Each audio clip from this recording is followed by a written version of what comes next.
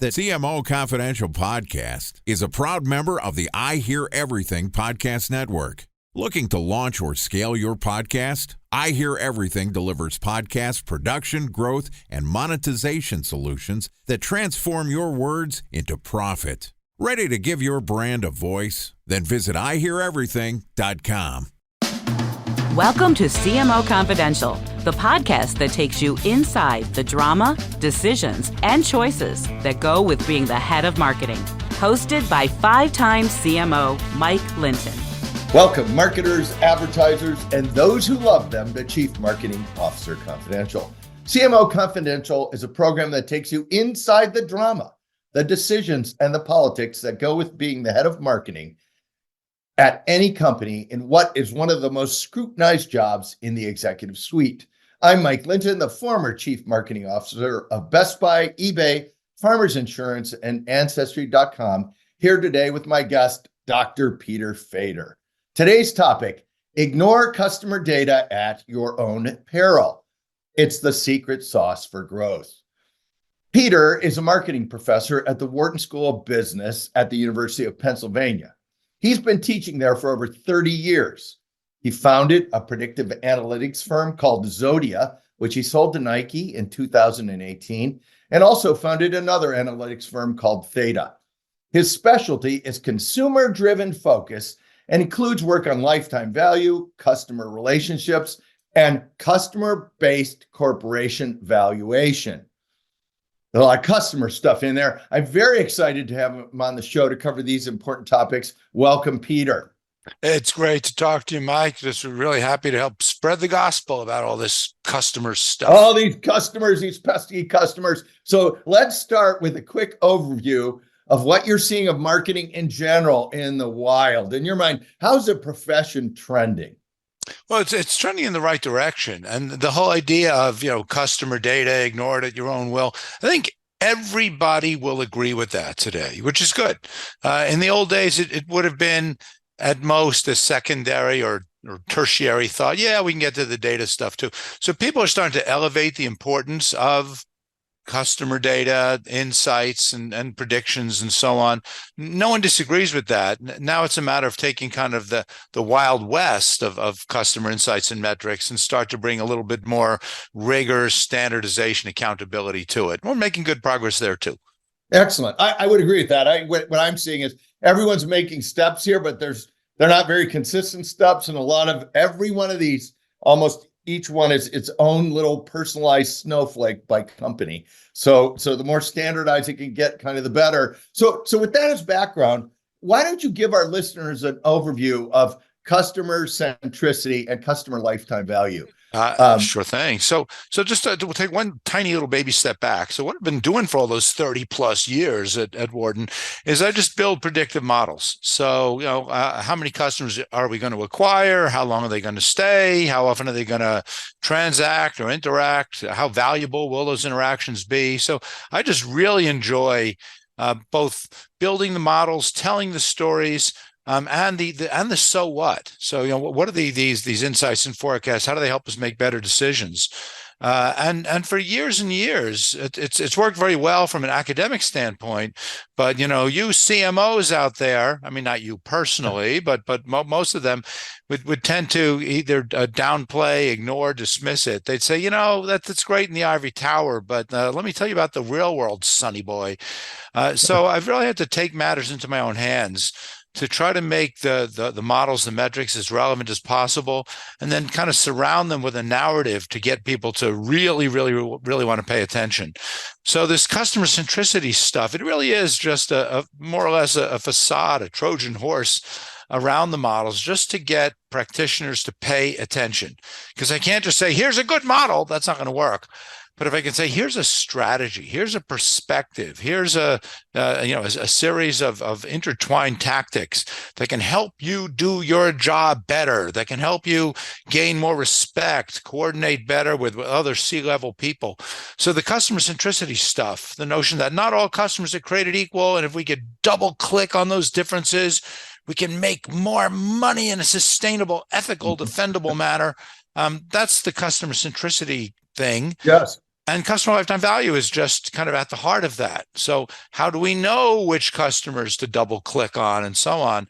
And we want to do that on the basis of not just how much these customers have spent with us, that's good too, but how much they're likely to spend and for how long. So just looking at the forward-looking value of customers and then figuring out what to do with all that information. Having done this in a couple companies, and I am a 100% believer in CLTV, the real issue often becomes the predictive models can get under attack for their prediction, and also is this customer really going to show up like this?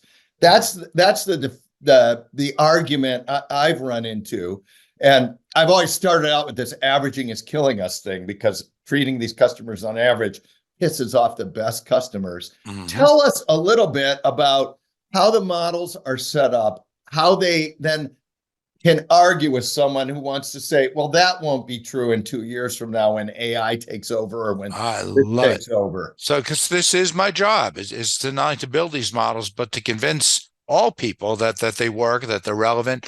So first of all, let's go back 40 years. What were the things I was doing before a marketer? I was a math major at MIT, and my primary focus was on actuarial science. I was actually taking all these exams to become an actuary. And the one job that I had, albeit just for a summer internship, was with an insurance company doing actuarial work. And then it was a professor at MIT who said, you ought to take all those models and perspectives and apply them to customers instead of just, insurance risks.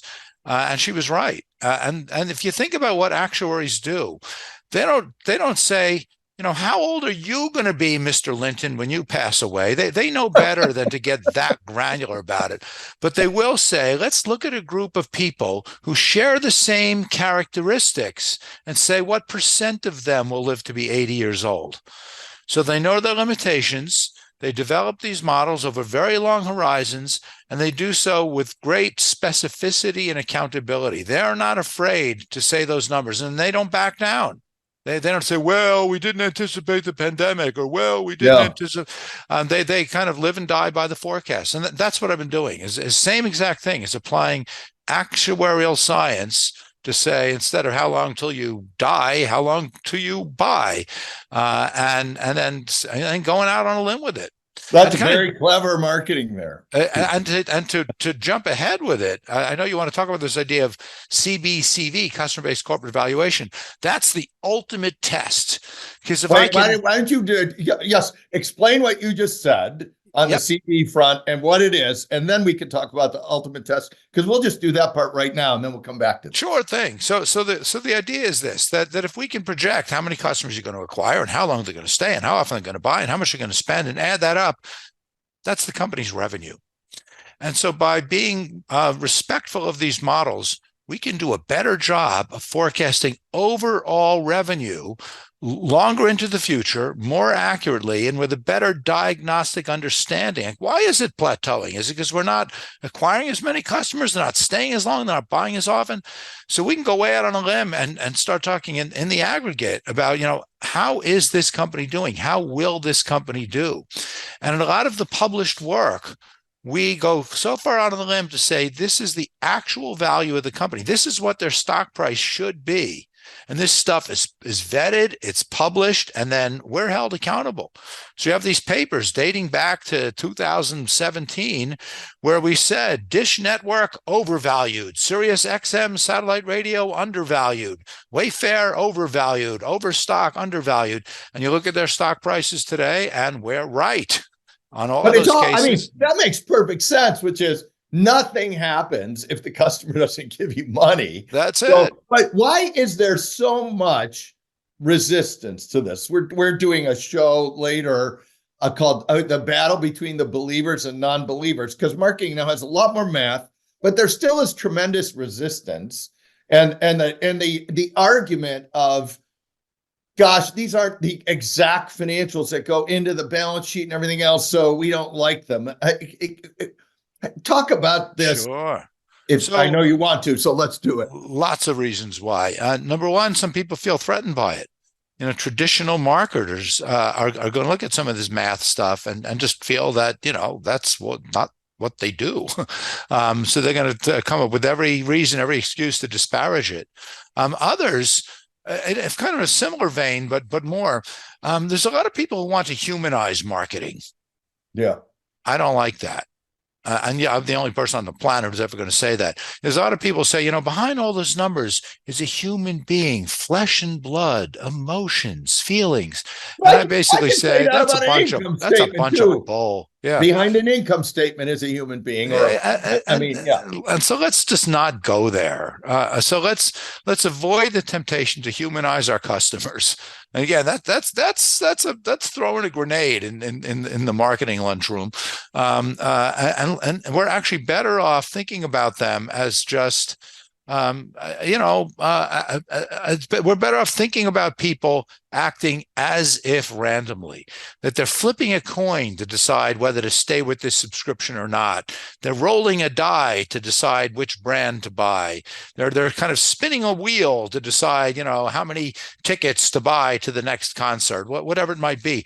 So thinking about behavior on an as if random basis, even though it's highly dehumanizing, it turns out to be very, very effective in terms of understanding, forecasting, allocating, and again, being held accountable.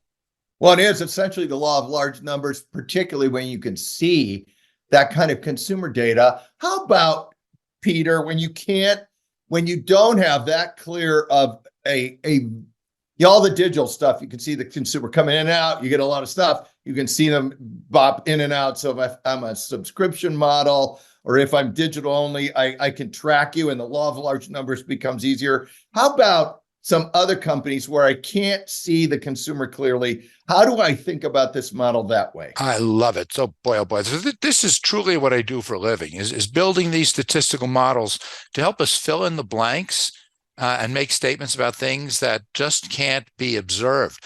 So the number one example, a relatively simple one in my book, is what do we do with non-contractual businesses? Like most of those companies that you were CMO for, were people just buying in a discretionary basis. And then at some point, let's say Best Buy. Best Buy is an example. Procter. P&G. Sure, where people buy for a while, and then for whatever reason, they no longer need the category, they move, they die, who the heck knows? They just stop buying it. But we never know for sure. We can never look at a customer in a non-contractual setting and know whether they're alive or not, unlike a subscription setting. So how do we look at someone's transaction history and say, you used to buy from us a lot, you haven't been around for a while, you're probably gone. Yeah. So how do we do that in a way where we can actually come up with a probability and live and die by it? To say for this group of customers, their probability of being alive is, 40%, and then watch them for the next 3 years, and lo and behold, 40% of them will actually do things. It's the actuarial tables to make statements about things that can't be observed. Can you give us a live example, like a real company you could talk about, or a thing we could talk about? Just give us an example of that so our users can groove into what you're saying. Sure thing. Well, one of the beautiful things is pretty much any discretionary setting, it's going to apply. So hotel chain just finished a wonderful project with a giant a quick service restaurant chain, one that recently started a loyalty program. And so will go unnamed. I'm not going to say more than that. But it's been just fascinating. Now, in their case, it's not so much a matter of drop out. It's more a matter of just really understanding those who are going to buy a lot versus a little. Here's another one I have here. I can't name it yet. I'm just going to kind of flash this white paper in front of you. You're just teasing everybody. I am, and I don't mean to. I really want to say the name, and hopefully by next week we'll have the green light from the company. It's a company that sells cosmetic pharmaceuticals. Okay. And so it really is the kind of thing that you will tend to use it for a while and then for various reasons stop. So how can we determine which customers have either stopped or are on the verge of stopping? And then how can we use that both to drive messaging? So which kind of message do I send to which customer based on how alive I think they are? And even at a higher level, to basically help them sort out the clinics that administer these services. Which clinics have a higher concentration of kind of locked in loyal customers, and which ones they might have a lot of customers, but they tend to be more one and done. So, how should we treat the clinics differently based on the mix of patients and their aliveness? So lots and lots and lots of different use cases. Also in pharmaceuticals, and I could, again, it's really fascinating to look at these non-contractual settings. And again, that's just the tip of the iceberg. But maybe later this year or some other time, we'll actually deconstruct a case. I would love to do that. Because what I hear you saying, correct me if I have this wrong, averaging is killing us but you are going to move to this predictive model. And then at the execution layer, for example, in this company you just mentioned, you're going to de-average everything and treat the point of sale for what it is, not what you want it to be. Is that a fair way to think about it? It's so fair. And the problem is, as marketers, we think that we have more control of our destiny than we really do. So number one, we think we can turn those ugly ducklings into beautiful swans, that if we can just nurture them and educate them and get them to understand how awesome our products and services are, and we're going to do whatever it takes to do. Well, that's actually generally a bad idea. That it's pretty hard to turn those ugly ducklings into beautiful swans, and the resources that are required to do so can be better spent elsewhere. So number one, we have to kind of live with the fact that many of our customers are and it's not really our fault. Or they might even not like us. There's no way. That whole thing if you just pound someone with great marketing, they're gonna buy it. I don't think so. I could do the greatest marketing ever. Depends for you, but if you don't have a need, you're not buying it. That's exactly. So getting people to recognize that. And kind of in a similar vein, win-back strategies. We're going to do whatever it takes. There's this myth floating around in marketing land that if we can win a customer back, they'll be even better than they were in the first place. And the problem is, number one, it's pretty hard to win them back if they're truly gone. Maybe they weren't even gone. Maybe they were just taking a snooze between purchases. And if and when they do come back, they're going to be pretty much the same as they were before. So we just have to kind of be a little bit more humble about the kind of alchemy that we can do with our customers, and just just better understand, better allocate resources, and it's just going to not only lead to better outcomes, but lead to more credibility with the CFOs and the other folks in the organization. But I also think that this is a super important point for marketers, and one of the things that I encourage people to think about in the interview is, if the company is trying to convince you that its product is better than it is, and all it needs is marketing to fix it, unless it is really a marketing problem, you're walking into a 2-year job, and where their expectations are going to be completely misaligned with you, and the math will likely bear you out. But so let's say you buy into this. What is the best way to convince your CEO, CFO, and board, particularly if they're a believer that we have a great product, if consumers just don't get it? How do you convince them of this using your method? Sure. So I'll come at it in 3 different ways. My favorite way would just be with the models themselves. Hey, I'm going to make some forecasts, and then let's just sit back and see what happens. Or let's compare. Let's take a historical data set that you have. Let's look at 2 years to predict over the next 3, and let's see how well the model does. Let's see how it compares to your own intuition or your own internal models. So number one, and foremost, I'd rather just focus on the models. That's what I like to do. But sometimes that's not enough. Sometimes folks say, you know what, that's great historically, but the future is very different. Fine. That's when I might start to bring in the customer centricity card to say it's less about the models, but it's more about the tactical execution. And if we can just help you not only run the loyalty program better, or the strategic account management or whatever, and better align those things with each other. So let's just talk about the tactics, the shiny objects that you're actually playing with. And if I can actually convince you that there really is a way to kind of get these things to move together. Sometimes that works. And then sometimes, as I mentioned before, let's start with the CFO. Let's start with some of this kind of customer-based corporate valuation stuff. Win over the CFO, do things at this higher level, put it more at a revenue level, and then say, now that I've convinced you of that, now let's start to drill down and see what we can do more at the granular level. That one has worked for me in a couple of places. Yeah. Yep. And I found it's interesting because I hadn't really thought much about that approach until I met my co-author, co-founder, former PhD student, Dan McCarthy, former finance guy, now a marketing professor. So he really is the brains of this CB/CV operation. The great thing is not only can he twirl the math, as well as I can, but he knows how to put the CFO narrative on top of it. So it's really great that he can turn this way and talk to the marketers with great credibility, but he can turn that way and talk to the CFOs. It's a completely different conversation, but it's the same models underneath it, and that's really great. Now, some of our listeners may not have very much data to get started on this. They may be in a smaller company or B2B place where they haven't collected much of this. What is your advice to them on how to get going? Yeah. That used to be my Achilles heel. And in some ways, it's still a bit of a limitation that, I have to get enough of the data to give me the runway to be able to fit and trust the models. And if you don't have enough of it, that's a problem. We overcome it in several different ways. And it goes back to your earlier question about kind of, filling in the blanks about things that we can't necessarily see. So one thing that we'll sometimes do would be the idea of data fusion is let's get data from multiple sources.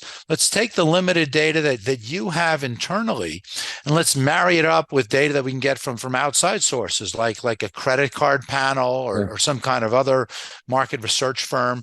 And let's take these different bits of data, seemingly disconnected and unrelated, and build a single model that can really weave them together. Again, the math on it is horrendous, which is good. It keeps me employed. But that stuff will work quite well. That's number one. But go ahead, Mike. Wait, I want to make sure, because I think this is a very important point. Within there, I hear you say, get started with whatever you have, because that's how you get better. Don't wait till you have a perfect database, because one, at this stage, you'll never have it. And two, you will never have any conclusions while you're waiting. So you should get started some way. Is that fair? And I couldn't agree more. And let me take it a step further. Let's say you don't have any data or you can't pull enough of these different data sets together. Find some proxy measure for it. So I have no problem if you wanted to use, let's say, a net promoter score survey or a credit score or just something that lets you size up customers and say, some are better than others. It might not perfectly align with lifetime value, but A, it often does. And B, let's at least get started on sorting out our customers on some kind of credible dimension, understanding what makes the good ones different and how to, here I go again, double click on them, clone them, acquire more like them. So even if we use some kind of proxy measure that might have no transaction log data, no behavior at all in it, just to kind of learn the steps of the dance, while you go setting up, if you can, the CRM systems and all that kind of stuff in order to do it with kind of even richer and better data. I'm really good with using proxy measures if that's what it takes to get you out of the gate. So I hear beneath this comment, get started any way you can, because you can't build a database by talking about it. That's right. And in some sense, by getting going with it, even if it is with some kind of proxy, it's going to teach you more about what kinds of things you want to put into the database. Too many companies just turn to the people in IT and say, build us a CRM system, and then we'll figure it out later on. I love IT, and we had a couple IT shows, but yes, they will build exactly what you tell them, but if you give them authority, they'll do their best, but it will be wrong. Exactly. You have to have use cases. So you got to know what you're looking for. And that's why, trying it out, even on some, limited kind of data, just to get a better sense of, hey, IT people, as you're building it out, let's prioritize this instead of that. So that's one of the reasons to really get going. It's as much kind of internal to figure this stuff out as it is external to start, showing the love to the right customers. Thank you for that sidebar on smaller companies. Now, when you look down the road, because you're talking to a ton of companies, you're right in the front of a lot of things. What's coming down the road for marketers? I mean, we got AI, we got fragmented media, we have all this stuff. And what should they be doing to prepare? Well, when it comes, go back to the data. That's where we started with, and there it's kind of the best and worst of all worlds. That obviously there's just so much more data coming available. My son just got the Apple Vision Pro. It's such an amazing device, not only in terms of entertainment value and spatial computing, but the kinds of things that we can track about individuals now to know exactly what they're looking at and what they're clicking on, it's unbelievable. So on one hand, we're getting so much more richer data, not to mention things that are happening with neuroscience to know what's happening inside the brain and to tie that with what people are actually doing. But on the other hand, we're having all of this GDPR, all right, and all these different kinds of data limitation things, whether it's through regulatory issues or GDPR is privacy for everybody. Exactly. So whether it's responding to regulators or companies just making promises to the customers that we're not going to save that, we're not going to track you. So on one hand, we're getting better data. On one hand, we're getting worse data. So how do we find that just right balance, both to harness the really good, rich data that's coming available, but to also fill in the blanks on the kind of data that we used to have, but we can no longer get. So I spent a lot of time looking at these different data sources and thinking about which kinds are, I wish I had more of that, and which kinds are, whatever, no big deal that we don't have that anymore. So part of it is having just much more data discipline.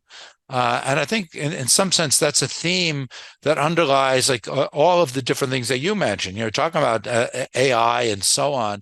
Again, it gives us just a richness of possibilities. But in some cases, the cart's getting before the horse. In some cases, there's a lot of stuff that's nice to know instead of need to know. So let's be really disciplined about it. So I appreciate that. We had Bob Leodice from the CEO of the ANA on, and what he said is the technology and the data are outrunning any one person's ability even to understand them, much less use them. So what I hear in your message is consistent with Bob's comment.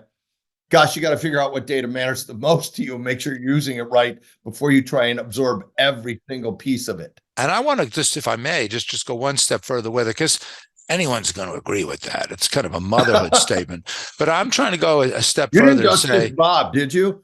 Well, the thing is, Bob and I have some very good conversations about the same thing. It's not a coincidence. So I'm not here to sell books or anything like that, but I'm trying to take this idea. What data do we really need to know? And so, my most recent book, The Customer Base Audit, that's the whole idea behind it so we have all of this data. Which bits are we going to prioritize? How are we going to look at it? And how can we do so in just a really standard, boring way? That every quarter we're going to do these analyses with these data. We're going to hope that there's nothing interesting going on, just like when you go to the doctor. But it's going to give us an early warning sign about where we're seeing changes, whether it's with respect to certain customers, certain geographies, certain products.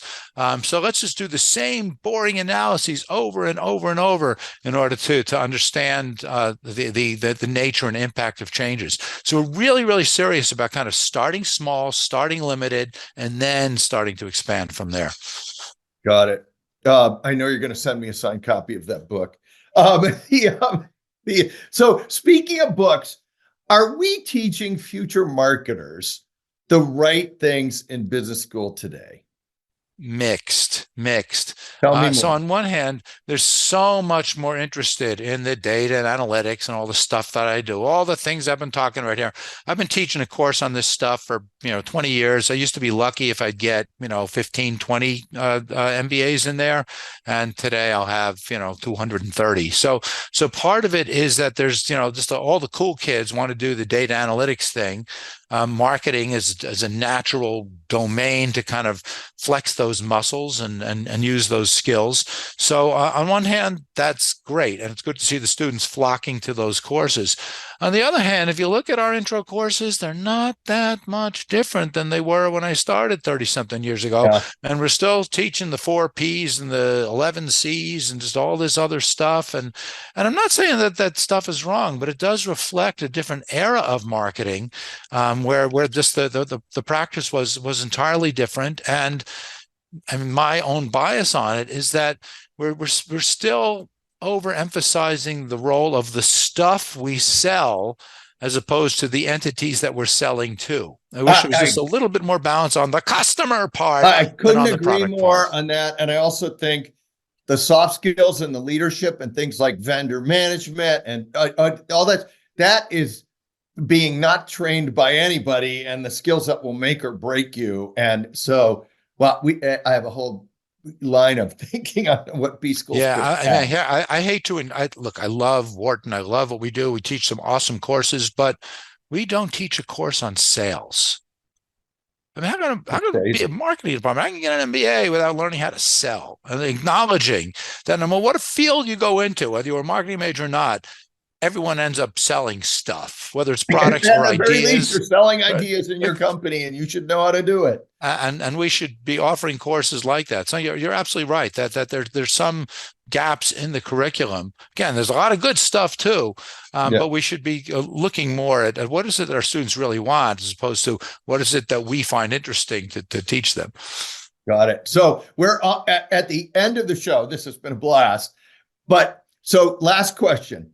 Practical advice for our listeners and/or funniest story you can share on the air. You can take both or either one of those questions, but you have to take at least one. Okay. Well, look, I love giving practical advice out there, and so let me offer a couple of things. Number one, those numbers, those models, they're really your friend. And even if you hadn't learned them in school, and even if you haven't made that a big part of your activities as a practitioner, it's never too late to learn.